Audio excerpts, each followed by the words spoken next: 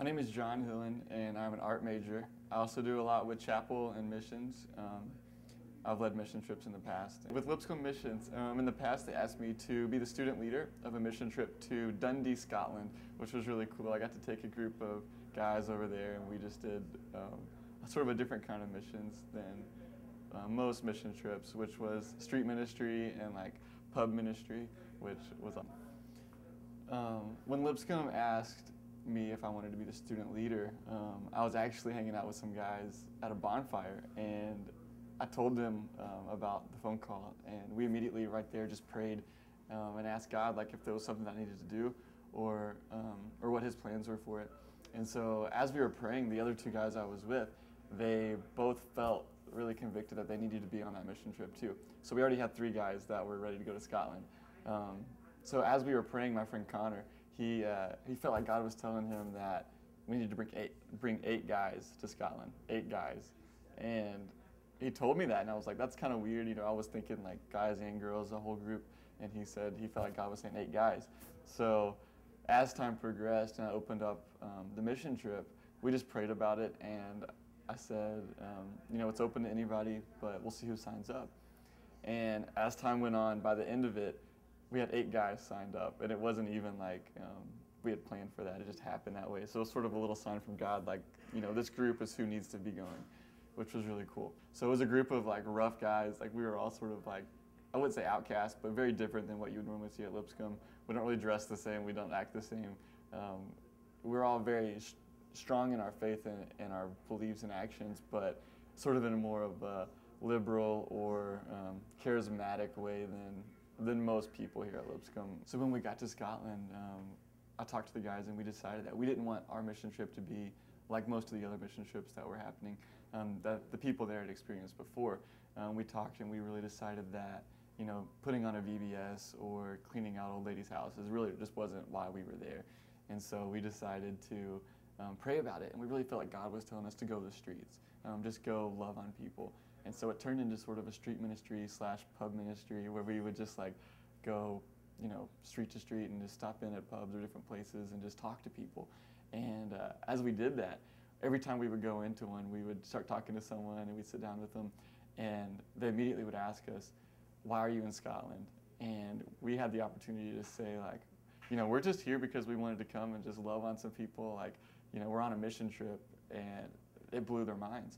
It seems like a lot of people in Scotland are sort of over religion or just aren't even interested anymore. And so as we sort of opened that door for conversation, God really moved, and it was really cool to see the ways He would move, like, and just some, you know, young guys who just had a passion just, you know, for His name. And so it was a really cool opportunity. Also, while we were there, we got to hook up with a local church in Dundee, Scotland, which was about 10 or so high school aged teens. And so what we did was they had never been on a mission trip before. And so while we were on our mission trip, we actually took them on a mission trip. We took them to Edinburgh, Scotland, which is about an hour and a half or so away from Dundee, and took them and did the same type of ministry. And so we went to the streets of Edinburgh and just reached out to people, and we stayed in this big house, and like we all stayed together, and we just had a time of worship where like the Holy Spirit just fell in that place, and everyone in the room was just like knocked over, and like God was just working, and they had this experience. We all did, but they had this experience that they had never had before, and it was cool to see how God could use us in ways like that just to affect the teens over there, where they could keep, you know, doing that sort of same thing as we left. And so it was cool to sort of see that we sort of left a mark, and just to have those friendships that have lasted, and to talk to them today and see what God's doing in their lives is really cool. I came to a place in life, I took a year off of school, and I wasn't happy in Nashville. I wasn't finding fulfillment. And so I really felt like I needed to get out of Nashville. And so I have some connections of people I know through Lipscomb and through Harpeth Hills, the church I grew up in. And I just called some people who were working in Honduras and asked if there was any possible way that I could come down there for a while. And ended up going down, living at an orphanage called Jovenes en Camino. And I taught English and art classes, which was really cool. There was 81 kids, 80 boys and 1 little girl living at this orphanage. And I got to just build these relationships that still, you know, emotionally, like I feel like they're my brothers and sisters that are still living there. And it's hard to be away from them, but it was a really cool experience. It was hard at the same time, though, because I would spend The kids would go to school during the day, and they would only really be around the orphanage for breakfast, lunch, and dinner, and then after dinner we get to play for a little while. And so in reality, I was only spending about 2, maybe 3 hours a day with the kids, and so I spent a lot of time by myself. So I would spend most of my day just sitting by myself, just thinking and going for walks and praying and reading.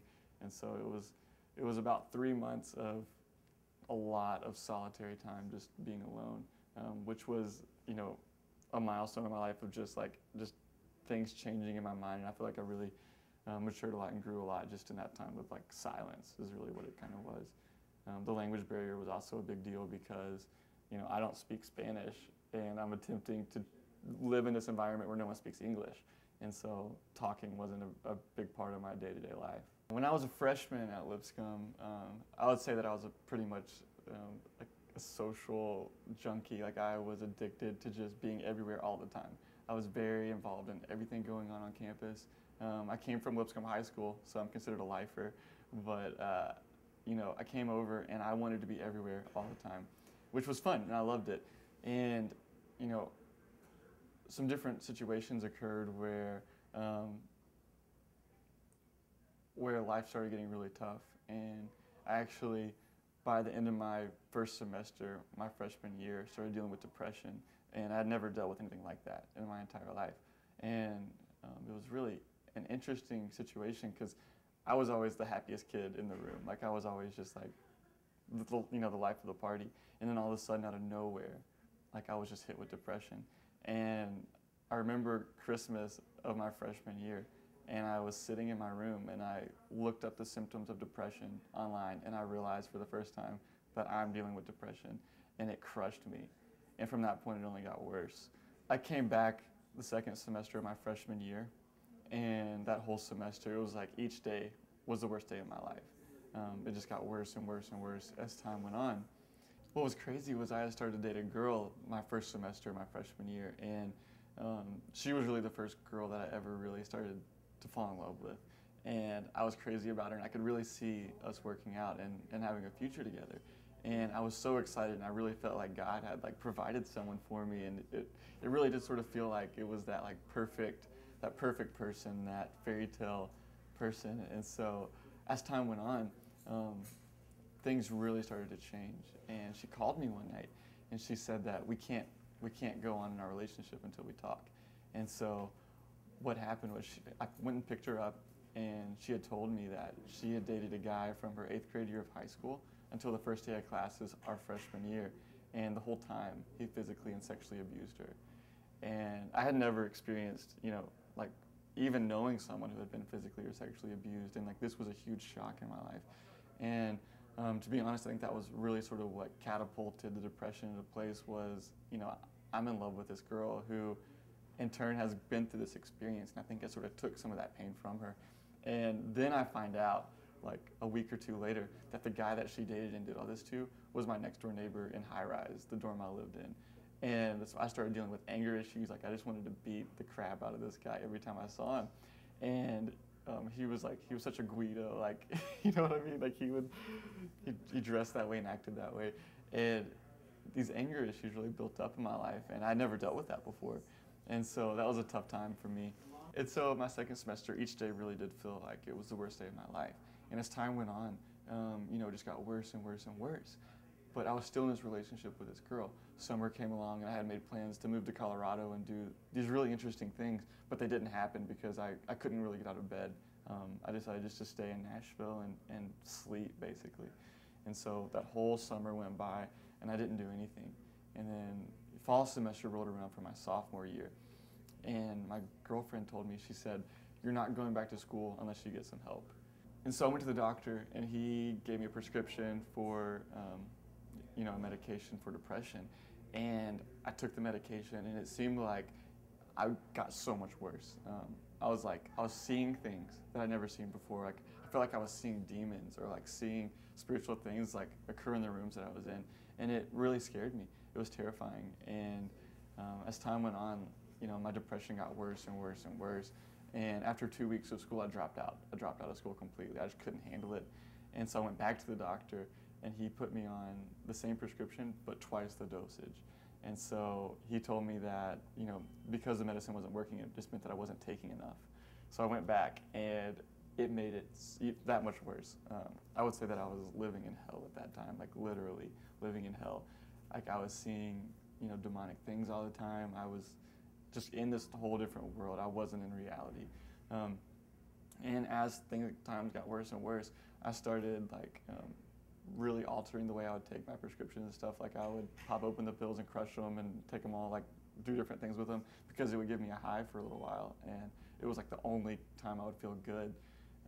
And so I sort of like got on this like little kick of like using my prescription pills in the wrong way. As time went on, my life just fell to pieces. And I was still in a relationship with this girl, and she completely wanted to get married and do all these things. And I didn't understand that because I was going through depression, and how could someone love me? But she stuck there with me. And it came down to this one night where I just had enough. I couldn't do it anymore. And I dropped her off at Elam, which is the girls' dorm at Lipscomb. And I was bawling my eyes out, but I gave her a hug and I said goodbye to her. And that was it. That was the last time I was going to see her. I completely decided that I was going to kill myself that night. And I'm bawling my eyes out as I leave Lipscomb, and I get a text message from one of my friends. And at this point, I had pushed all of my friends away, all of my family away. Like nobody was around me, you know, at all. But I got this text message from a friend who I hadn't talked to in months, and it just said, "John, I want you to know that I love you, and if you ever need anything, call me." And it was just like, I had too much respect for her and love for her not to at least say goodbye. And so I called her, and you know, her name was Maggie, and I called her and I said, "Maggie, can I stop at your house real quick and say, hey, you know, I'm about to pass your house?" So I stopped in, and I said hey to her, and she was just doing homework. And I sat down next to her, and she just asked me, she said, "John, have you ever prayed with boldness before?" And I was like, "Maggie, I'm not sure exactly what that means. I don't know." And she says that, you know, to her, she feels like praying with boldness means that you give God everything you have. You pray with not only your thoughts in your mind, but your body, your spirit. You give him everything, knowing that he knows everything about you already. Like you just hand it over to him. And, you know, I don't know if Maggie knew that I was going through depression or what, but, you know, she just says this to me, and it didn't even hit me at the moment.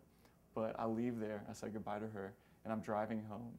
And on the way home, I prayed with boldness for the first time in my life. I gave God everything. And I had pushed into him this whole time. During this whole year of depression, I had pushed into him, and I felt like I received nothing back. Like he never took it away. He never made me feel better. He never comforted me. And I had this bitterness towards him, but I kept pushing in. And then this one night when I was ready to go kill myself is when I prayed with boldness for the first time in my life. And I said, "God, if you have a reason for me to live, show me a sign right now." And I said, "If you show me a sign, I'll know I need to be out of this relationship, and I'll need to get out of Nashville for a while." I don't know why I prayed those two things. I didn't know I wanted to be out of the relationship. I didn't know I wanted to be out of Nashville. I just prayed those things. And so I'm driving home, and I'm praying this prayer and completely giving it over to God. And I get home, and I pull in my driveway at my parents' house. And I park my car, I open my door, and I step out. And there's a deer sitting right at my feet. And this deer wasn't there when I pulled in. Like I didn't see it when I pulled in. It's just sitting right at my feet. And it's not scared. It doesn't get up and run away. It just looks at me. And I felt the presence of God like in that place. And God was using this deer as my sign, but this deer just looks me in the eyes. And like I felt God, and it just nods. And I just heard God saying like, I know. And when this deer nodded at me, like I felt that strangling pain of depression. The pain that was enough for me to kill myself that night. Like I was on my way to kill myself. That strangling pain fell off of me from the top of my head to my feet, just drops, and just completely is gone. And then God filled me with joy, like completely filled me with joy. And I haven't lost it since. Like God took the depression away, you know, completely filled me, and he showed me that he was real. Like he gave me this experience so that I would know that God's real, like that I would never doubt it again in my life. Because going through something so real, like I'm being in the place where I'm just minutes, seconds away from killing myself, to the place where I'm so filled with life and joy that I can't contain it, like was all God. You know, I've come to a place where at first, you know, I felt like I was different, or that like my story, like people think I'm crazy. But now I love it because like I know how real it is. Like I know that God took this pain away from me, and it's like each new day is a new day to live life that I didn't have before. And you know, it's I should have been dead is sort of how I see it, but God gave me life. And as long as He has a reason for me to be here, I'm gonna be on fire for Him, and I'm gonna do everything I can just to love Him. But I'm also not gonna live my life in a boring way. I'm not gonna do things that I don't enjoy. I'm gonna just live with passion, have fun doing it. And so God has given me this life, and I want my mission to be to just put life into other people. There's somebody in control, and as much as I do to try and like struggle, like I'm just gonna have fun and just relax into this life and just do whatever I feel like I need to do, but have passion while I do it.